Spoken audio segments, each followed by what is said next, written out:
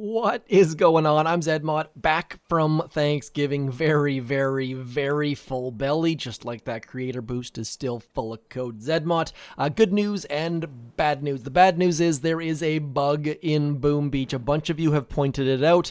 My task force has lost a beast player over that, and that is specifically with Scorchers. Scorchers are just exploding willy-nilly, especially on operation attacks. I don't know if it's because they're big and they're getting hit multiple times by lasers or something like that. I don't really know what the cause is, but Supercell has acknowledged there is a bug. Hopefully it will be fixed soon, but again, it all comes down to priorities and timelines and all of those sorts of details. Now, jumping into warships, this is my other warship. It was in rank 14 forever, and then I went 7 engine rooms, and I went all the way to the end of that line, got myself those 3 nodes at the very end, which was a lot of fun.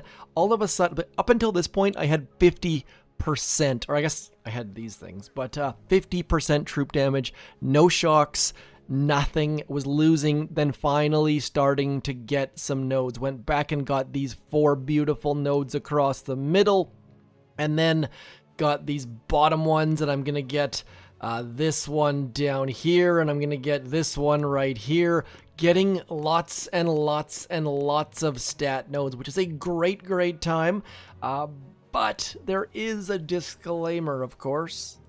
My other account has all sorts of stat nodes and had to make the tough call. And this is the time where you need to make that call. There are 5 days left in the season. You got to figure out how many chests that is, probably 15-ish. Well, in order to get to the end of the tech tree, the very appealing 1 key nodes, you need about 300 unlock keys, and that's if you skip heavies. The fastest path obviously is going through mechs all the way to the end. That's 300 keys if you include that engine room right there. I might have done the math wrong, but it's in the neighborhood of 14 chests to get to the end. Even skipping heavies, I had spent too much on some of these other nodes like remote hack and things like that, so I just am about to hunker down in the 6 engine room level. I'm not sure if I'm going to go get sniper towers or where I'm going to spend my keys, but I did get some extra stat nodes at the 6, which got me into rank 22. I gotta say this every season, obviously. I do need to get up to rank 23, so I start at 13 next season, but also need to get the other account up past 18.40, so I start 10 or higher.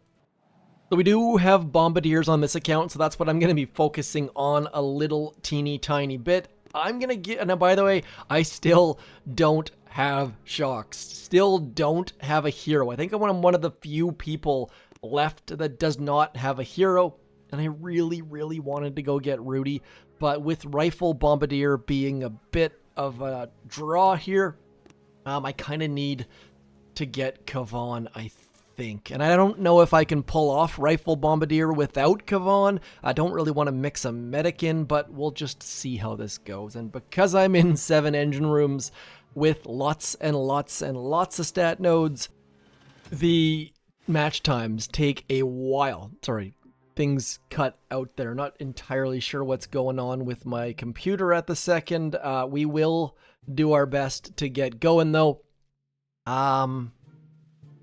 I'm just going to send these guys up here. We're going to bring one boat of you guys up here, and I'm just going to send all of you guys up into this neighborhood, and we're going to flare up into about there, and then just hope that these guys do a decent split. We'll send some critters back there just because I don't really know which direction anyone's going to go. Decent split so far. That one heavy chopper going backwards, and now we're just gonna throw barrage on this account, and I will only be playing 1 account on this video.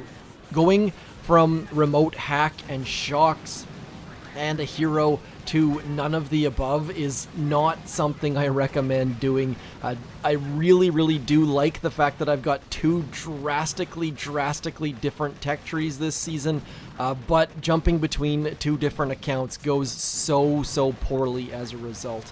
I have to rely almost exclusively on medkits to keep my troops alive, and things do not tend to go super duper well as a result. I have no idea what's going on at any point in my attacks, especially right now where I'm holding my phone behind my microphone and just having to rely. And by the way, I end up having to spend all sorts of GBE on rocket launchers, which I would never ever do if I had Kavan. So if you're wondering why I'm attacking in any specific manner, that is why. The lack of hero just absolutely changes everything for me.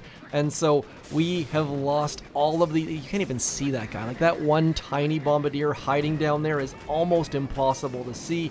And as a result, I have not clued into the fact that I only have one engine room left, and we're going to get about a 212. I think my times are generally in like the 212 to 245-ish kind of neighborhood. What did we get there?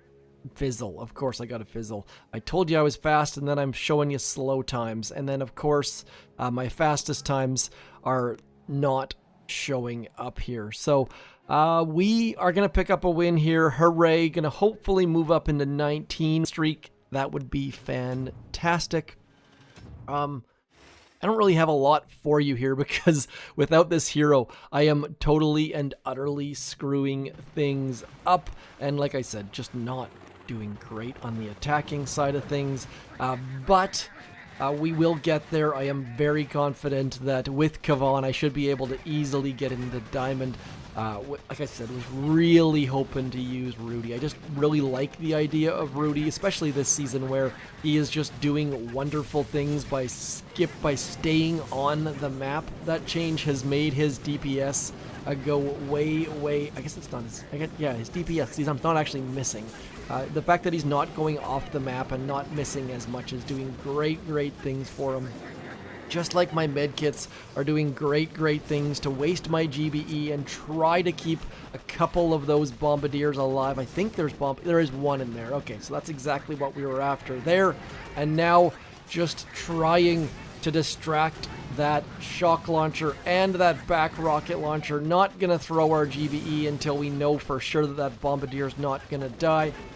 And this is where not having Kavan and not using and having to waste GBE on rocket launchers is so frustrating. Like, you should not have to use GBE on rocket launchers this far into the season, but that's just what I'm doing. So I'm not using barrage on boom cannons generally or on mines. It's all about wasting rocket launchers, which kind of sucks, but I'm okay with that because, as you can see here, we're probably going to end up with like a 215 again as soon as we get that next flare out, just like that. And then that boom cannon is going to probably take out some heavies, but we really don't care because we've got so many stat nodes that it's ridiculous. So if you were one of those people who held out to the very end, it is great times backfilling those 3 nodes that are only 1 key each, which, by the way, I only had 1 key when I got there, so I only got 1 out of 3. But as you can see here, we should pick up the win. This person has Kavan. They've got some pink. Kavan died nice and early, thankfully, but they have some pink zombie dudes, and as a result, they are going to be quick. So if you're wondering, I was going to say if you're wondering which hero to go with, I mean, you guys probably all have a hero at this point. Please, if any of you have not picked up a hero yet and you're this far into the season, I would love to hear about it because it would make me feel not quite so lonely out here. I am at the point now where, do you go get more stat nodes? I don't think so. I want to have all the troop damage, by the way. Just like right about now, I'm only at 150. Apparently you can have up to 470, but of course I've wasted some of that on things like building health.